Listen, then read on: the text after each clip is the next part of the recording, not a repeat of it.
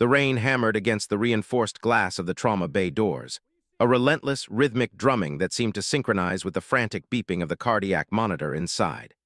It was 2:14 a.m. on a Tuesday in Seattle, the kind of hour when the city's pulse slows, but within the walls of St. Jude's Memorial Hospital, the air was thick with the electric tension of impending disaster. In the center of room 4, a man lay still, his chest rising and falling with the mechanical assistance of a ventilator, his skin pale and clammy under the harsh fluorescent lights. Around him, a team of specialists moved with practiced urgency, their voices overlapping in a chaotic symphony of medical jargon and urgent commands. But amidst the chaos, one figure stood apart. She was not shouting. She was not rushing. She stood near the foot of the bed, her hands clasped loosely in front of her, her eyes fixed on the patient's monitors with an intensity that bordered on trance-like. To the casual observer, she looked like a shadow, a peripheral figure in the hierarchy of the emergency department. Her scrubs were plain, unadorned by the colorful pins or personalized badges that decorated the uniforms of her colleagues. Her name tag, clipped modestly to her chest, read simply, Elena, just Elena.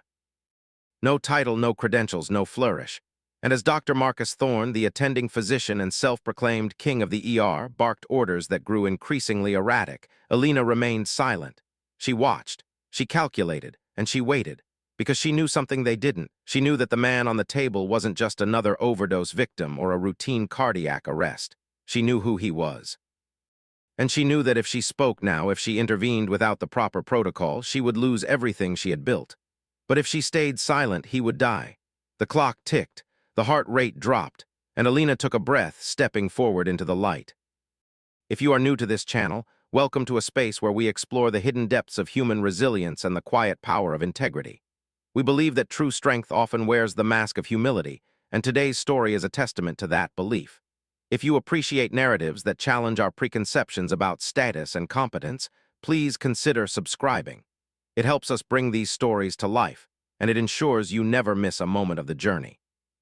Now let's go back to the beginning to understand how a woman named Elena ended up in that room, standing alone against the tide. St. Jude's Memorial Hospital was a fortress of modern medicine, a gleaming structure of steel and glass that dominated the Seattle skyline. It was a place where the wealthy came to be healed, where the powerful came to be protected, and where the staff operated under a rigid, unspoken caste system. At the top of this hierarchy sat the physicians, particularly the surgeons and the emergency attendings, who wore their authority like armor. Below them were the nurse practitioners and the specialized technicians, and at the bottom, largely invisible and often overlooked, were the registered nurses who performed the grunt work of healthcare. Elena Vance belonged to this lowest tier, or so everyone assumed. She had been hired 6 months ago, a late addition to the night shift team, recruited during a staffing crisis that had left the hospital desperate for bodies. She had arrived with minimal fanfare, providing references that were vague but legally sufficient, and a resume that was curiously sparse. She listed her nursing certification, her years of experience in general care, and little else. There were no mentions of specialized training, no accolades from previous institutions, no evidence of the high-pressure environment she had supposedly navigated. To her colleagues, she was an enigma, a blank slate that they quickly filled with their own assumptions. She was quiet. Too quiet. She didn't engage in the break-room gossip, didn't complain about the long hours, and didn't seek the approval of the senior staff. She simply did her job with a precision and efficiency that was noticeable but easily dismissed as rote competence.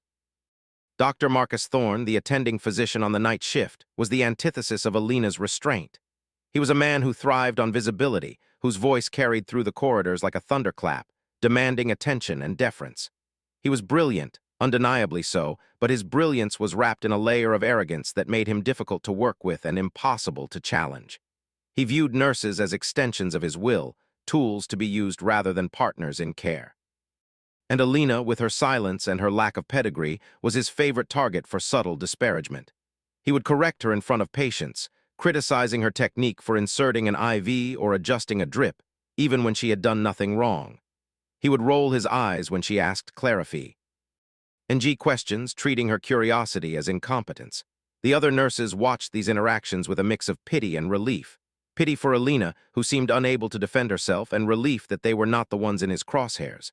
They had learned to keep their heads down, to avoid drawing Thorne's ire, and to accept the hierarchy as an immutable fact of life. But there were cracks in the facade. small moments that didn't add up.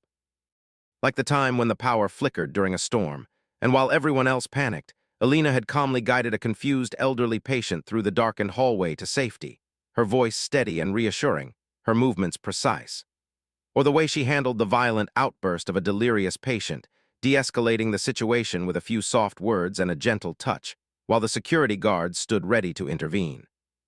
These were small things, easily explained away as luck or instinct, but they lingered in the minds of those who paid attention. Alina lived in a small apartment near the waterfront, a modest space that reflected her desire for simplicity. She had few possessions, no photos of family on the walls, no mementos of a past life. Her neighbors knew her only as the quiet woman who worked nights and kept to herself. She spent her days sleeping, her evenings reading, and her nights working. It was a solitary existence, one that seemed chosen rather than imposed. But there was a weight to her silence, a gravity that suggested she was carrying a burden far heavier than the fatigue of her shifts. She would often stand by her window, looking out at the rain-slicked streets, her expression distant, as if she were listening to a conversation happening miles away. What was she running from? Or what was she waiting for? The questions hung in the air, unanswered, adding a layer of mystery to her character that intrigued the few who bothered to look closer. But in the high-speed environment of the ER, there was little time for curiosity. There was only the next patient, the next crisis, the next demand from Dr. Thorne. And Alina met each of them with the same calm, detached professionalism, hiding her true capabilities behind a mask of mediocrity. It was a survival strategy, one she had perfected over years of living in the shadows. But shadows, as anyone knows, can only hide so much before the light reveals what lies beneath. We often judge people by their volume, assuming that the loudest voice in the room is the most knowledgeable. But history is filled with examples of quiet individuals who changed the course of events with a single, well-placed action. If this resonates with you, take a moment to like this video. It signals to others that these stories matter, that the quiet heroes deserve to be heard. And as we continue, ask yourself, what secrets might the people around you be keeping? What strengths might they be hiding? Keep those questions in mind as we move deeper into Alina's world. The incident that would change everything began not with a bang, but with a whisper. It was a slow night, the kind that lulls staff into a false sense of security. The ER was relatively empty, with only a few minor cases occupying the beds. Alina was charting at the nurse's station, her pen moving smoothly across the paper when the automatic doors slid open. Two paramedics rushed in, wheeling a gurney between them. On the gurney lay a man in his 50s, unconscious, his face obscured by an oxygen mask. His clothes were torn, stained with mud and blood, and his body was limp, devoid of any voluntary movement. The paramedics were breathless, their faces grim. "John Doe," one of them shouted. "Found unconscious in a park near the Naval Yard. No ID. Vitals are unstable, BP dropping, heart rate irregular." Dr. Thorne looked up from his desk, his interest piqued by the drama. He strode over, his white coat billowing behind him, and began his assessment. He checked the pupils, listened to the heart, palpated the abdomen. "Looks like a blunt force trauma," he announced, his voice loud enough for the entire room to hear. "Possible internal bleeding. Get him to Trauma 1. Prep for surgery. I'll call it in." Alina watched from the sidelines, her eyes narrowing slightly. She had seen the way the paramedics had handled the patient, the careful way they had stabilized his neck, the urgency in their movements. But it was the patient's wrist that caught her attention. As the paramedics transferred him to the hospital bed, his sleeve had ridden up, revealing a faint, faded tattoo on his inner forearm. It was a small symbol, barely visible, but Alina recognized it instantly. Her breath hitched in her throat. She knew that symbol. She had seen it before in a different context, in a different life. It was a call sign marker, a specific insignia used by a specialized unit of the Navy SEALs, and not just any unit. This was the mark of Team 6, the elite counterterrorism force, the man on the tap. He wasn't just a John Doe, he was a warrior. And if he was here in this state, it meant something had gone terribly wrong. But before she could process the implications, Dr. Thorne was already issuing orders. "Nurse, get me 2 units of O negative, now," he barked, pointing at Alina. She moved automatically, retrieving the blood from the fridge, her mind racing. She needed to confirm his identity. She needed to know if he had any specific medical conditions, any allergies, any prior injuries that could complicate treatment. But she couldn't ask. She couldn't reveal that she knew. So she waited, watching Thorne's every move, looking for clues in the patient's response to the initial treatment. As the team worked to stabilize the patient, Thorne's confidence began to waver. The bleeding wasn't stopping. The blood pressure continued to drop. "Why isn't he responding?" Thorne muttered, frustration creeping into his voice. He ordered more fluids, more blood, but the patient's condition deteriorated. The heart monitor began to scream, a high-pitched warning that sent a chill through the room. "He's going into VFib," a nurse shouted. Thorne grabbed the defibrillator paddles. "Clear," he yelled, charging the device. The patient's body jerked as the shock was delivered, but the rhythm didn't return. "Again, charge to 200, Thorne commanded. Another shock, nothing. The room was tense, the air thick with the smell of ozone and fear. Thorne was sweating, his movements becoming jerky and desperate. He was losing control, and Alina saw it. She saw the pattern in the arrhythmia, the specific way the heart was failing. It wasn't just trauma, it was something else, something internal. A congenital defect, perhaps, or a reaction to a specific medication.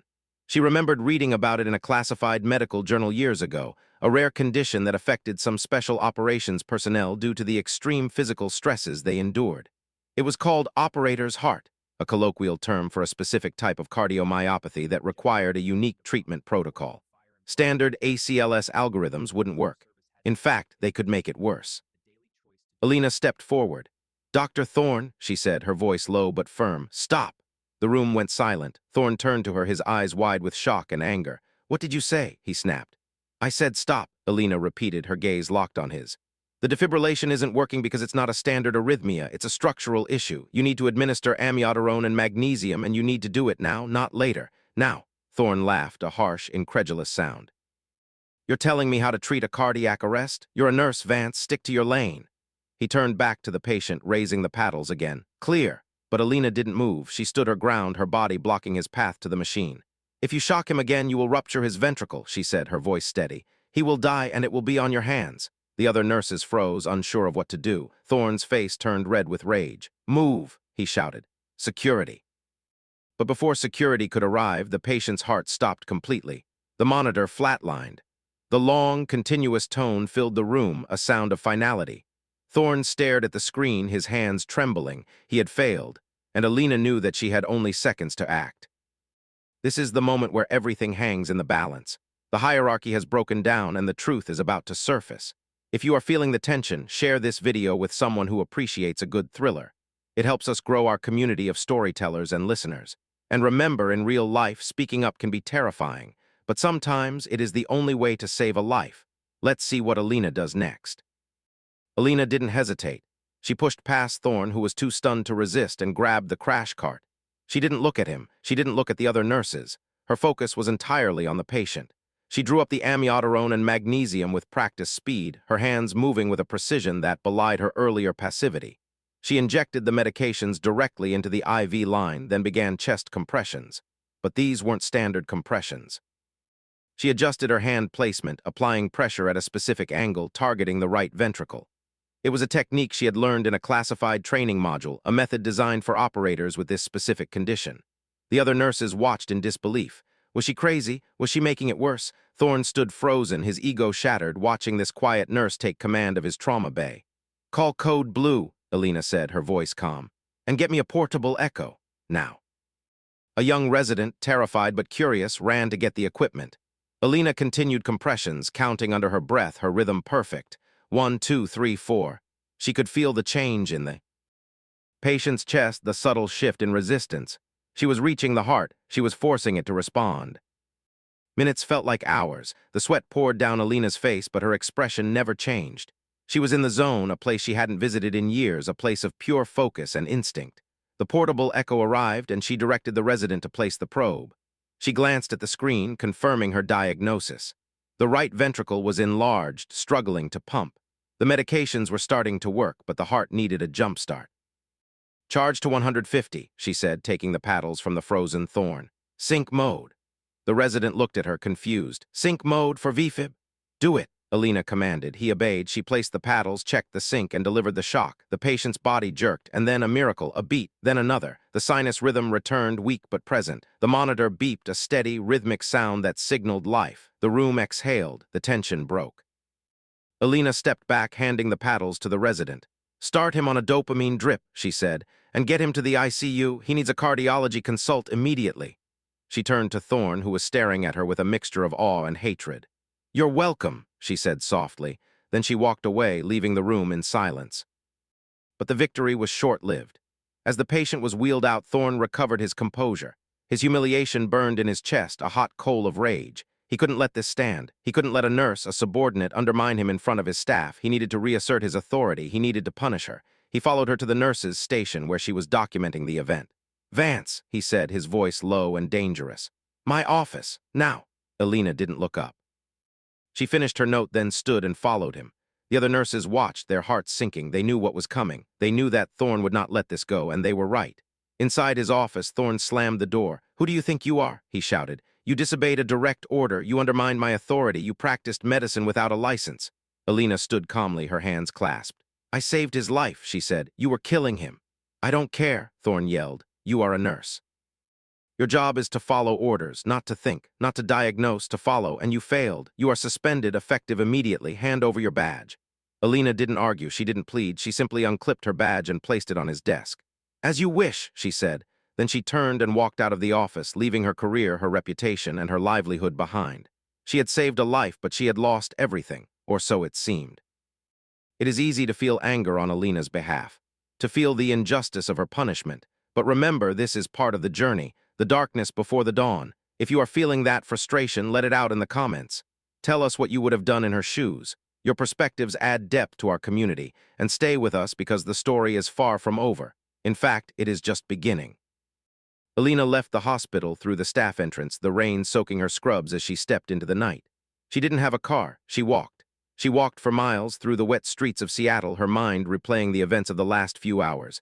Had she made the right choice? Yes, she knew she had, but the cost was high. She had no savings, no family to fall back on, no plan B. She was alone, again. She found shelter in a 24-hour diner, ordering a cup of coffee and sitting in the back booth, watching the world go by. She thought about the man in the trauma bay. She hoped he would survive. She hoped he would remember, but she didn't expect anything. She had done her duty. That was enough, or was it? As she sat there, shivering in the cold, a black SUV pulled up outside the diner. The windows were tinted, the engine idling. Alina watched it with a sense of dread. Was it Thorne? Had he come to harass her further? The door opened and a man stepped out. He was tall, broad-shouldered, dressed in a dark suit that fit him perfectly. He wore sunglasses despite the night, and his posture was rigid military. He scanned the street, then walked into the diner.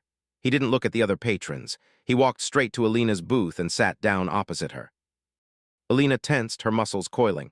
"Can I help you?" she asked, her voice steady. The man removed his sunglasses, revealing eyes that were sharp and assessing. "Alina Vance," he said, "formerly known as Lieutenant Commander Alina Ghost Vance, U.S. Navy." Alina's heart skipped a beat. She hadn't heard that name in 5 years. "I don't know who you are," she said. "My name is Admiral James Sterling," the man said, "and I know exactly who you are, and I know what you did tonight." Alina looked at him. Her guard up. "I'm just a nurse," she said. "No," Sterling said. "You are a hero, and you have been treated poorly." He slid a folder across the table. "Open it." Alina hesitated, then opened the folder. Inside were documents, medical records, incident reports, and a letter from the Secretary of the Navy. "We've been watching you," Sterling said. "We knew you were here, we knew you were hiding, but we respected your wish for anonymity until now." Alina looked up, confusion clouding her features. "Why now?" "Because the man you saved tonight," Sterling said, "is Commander Jack Miller, one of our best, and he was dying because of the incompetence of a civilian doctor, and you saved him, and for that you were punished. That ends today." Alina closed the folder. "I don't want trouble," she said. "I just want to be left alone." "You can't be left alone," Sterling said. "Not anymore, because the world needs to know what happened, and you need to be vindicated, not just for yourself, but for every service member who relies on the integrity of our medical system. We are going to fix this, Alina, but we need you to trust us." Alina looked at the Admiral, seeing the sincerity in his eyes. She thought about Thorne's arrogance, the humiliation, the loss of her job. She thought about Jack Miller lying in the ICU fighting for his life. And she thought about the code she had lived by for so long, service before self. "What do you need me to do?" she asked. Sterling smiled, a rare, genuine smile. "Just be yourself," he said. "Tomorrow we go back to St. Jude's and we set the record straight." The arrival of a high-ranking military official is a twist that changes the entire dynamic of the story. It shifts the power balance and introduces a new level of stakes. If you are enjoying these twists, consider hitting the subscribe button. It ensures you are part of the audience that gets these stories first. And think about the concept of hidden identity. How many people around us are more than they seem? Let's find out what happens when the mask comes off. The next morning, St. Jude's Memorial Hospital was buzzing with rumor. News of Alina's suspension had spread quickly, and the staff was divided. Some supported Thorne, believing that insubordination could not be tolerated. Others sympathized with Alina, feeling that she had been treated unfairly. But no one knew the full truth. No one knew who Jack Miller was, and no one knew that Admiral Sterling was on his way. Thorne arrived early, confident in his decision. He had already drafted a formal report detailing Alina's reckless behavior and insubordination.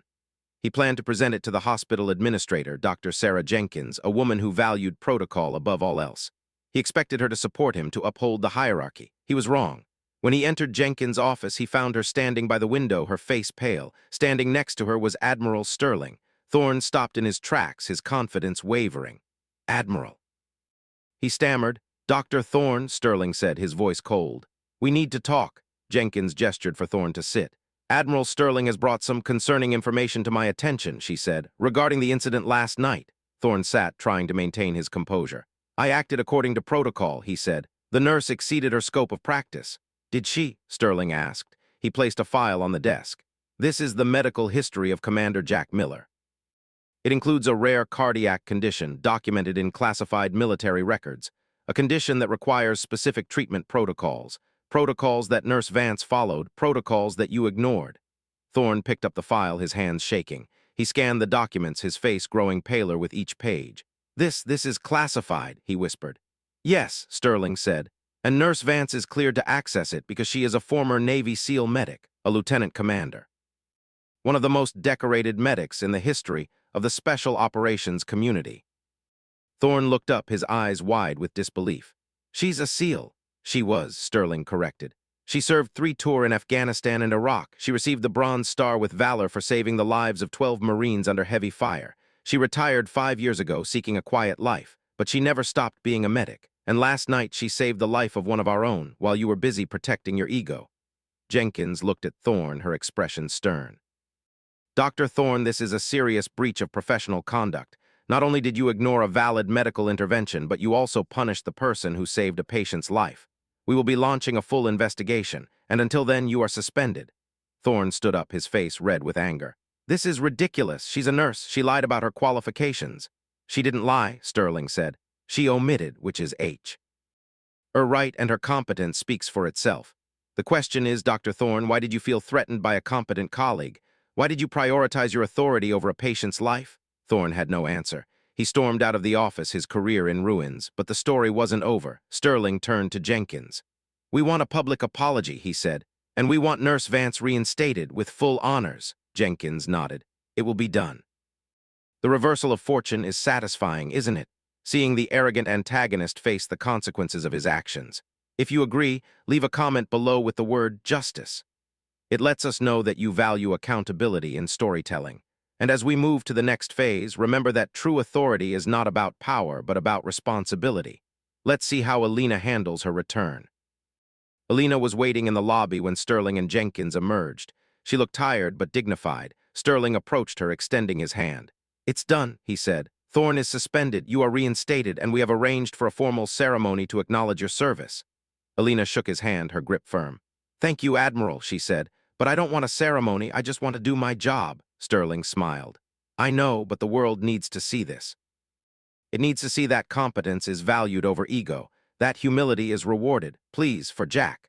Alina hesitated, then nodded. "For Jack." The ceremony was held in the hospital atrium, a large, open space filled with staff, patients, and visitors.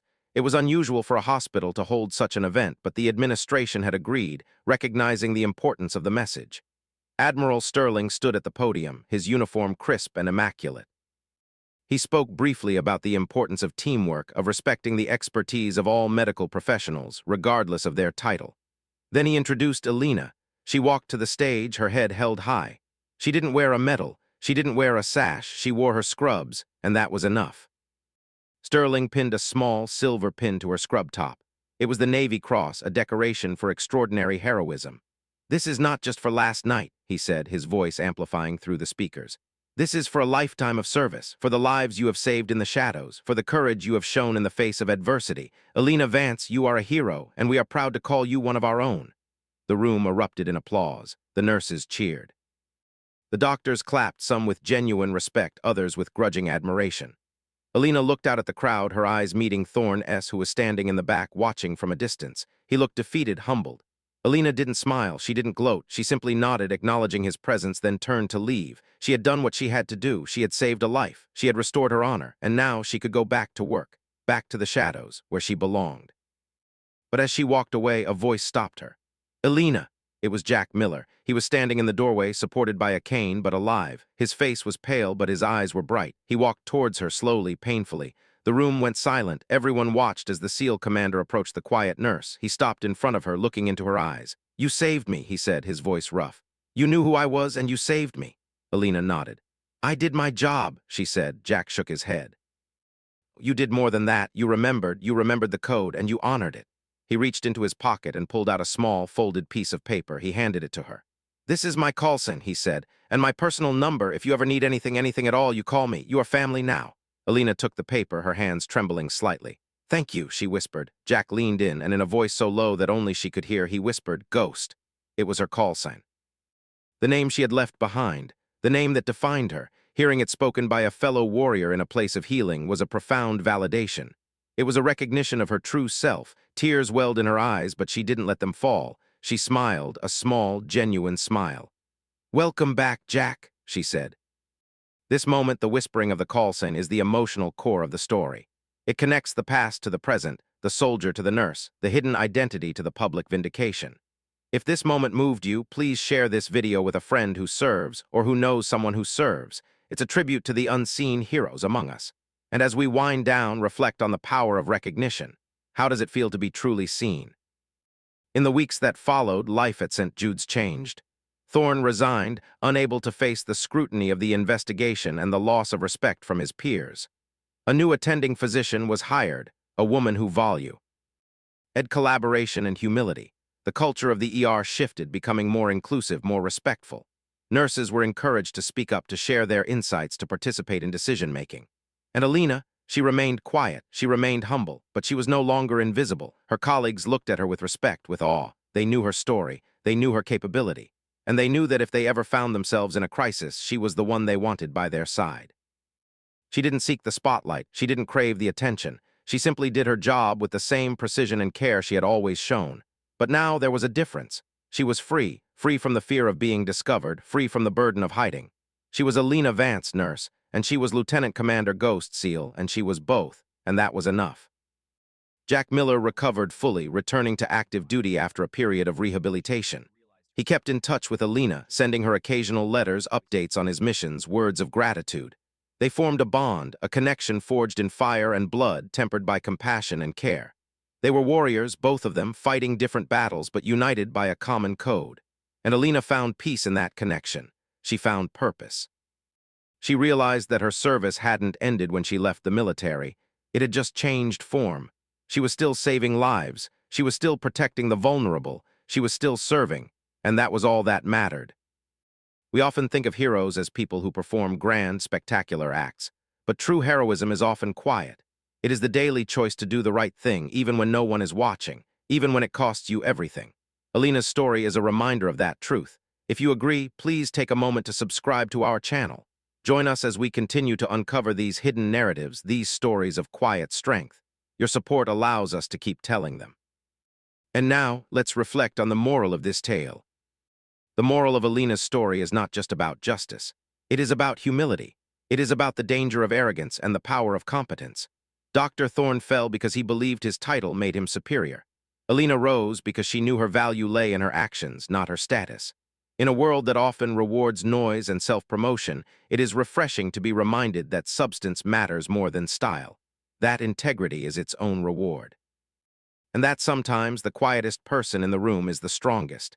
This lesson applies to all of us in our workplaces, in our communities, in our lives. We should listen more than we speak. We should observe more than we judge. And we should respect the expertise of others regardless of their position. Because you never know who you are talking to, you never know what they are capable of, and you never know when you might need them.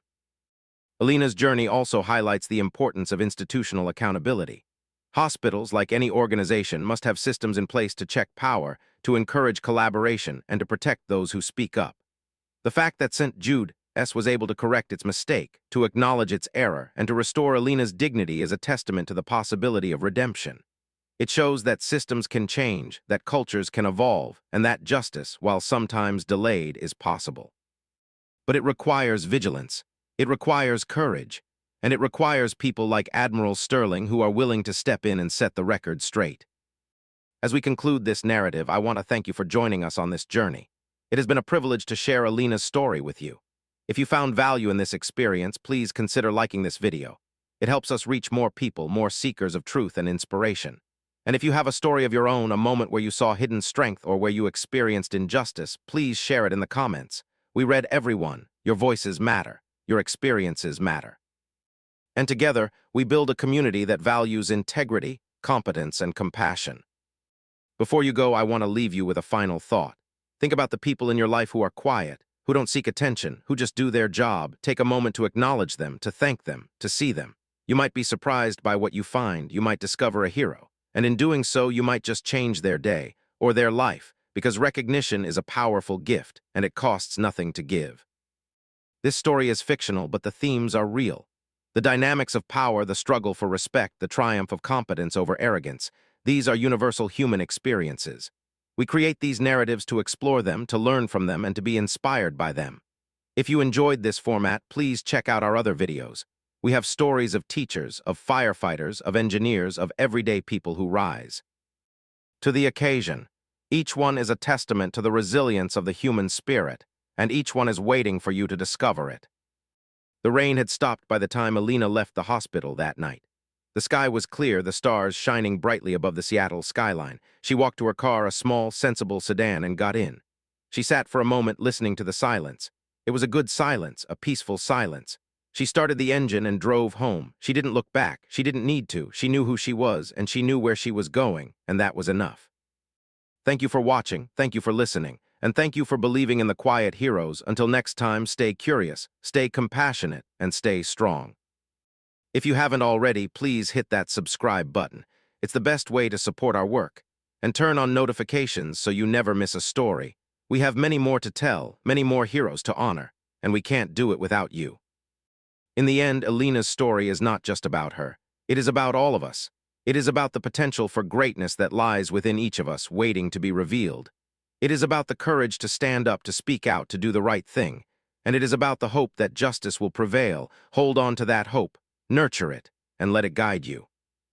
As the credits roll, imagine Alina sitting in her apartment, reading a book, drinking tea. Imagine her smiling, a small, private smile. Imagine her at peace. That is the ending she deserved, and it is the ending we wish for all who serve in silence. One last CTA from the heart. If this story touched you, please share it. Share it with a nurse. Share it with a doctor. Share it with a veteran. Share it with anyone who needs a reminder that they are seen, that they are valued, that they are loved. Your share could make someone's day, and that is a powerful thing. We are grateful for your time, for your attention, for your empathy. These are rare commodities in today's world, and we cherish them. Thank you for being part of our community.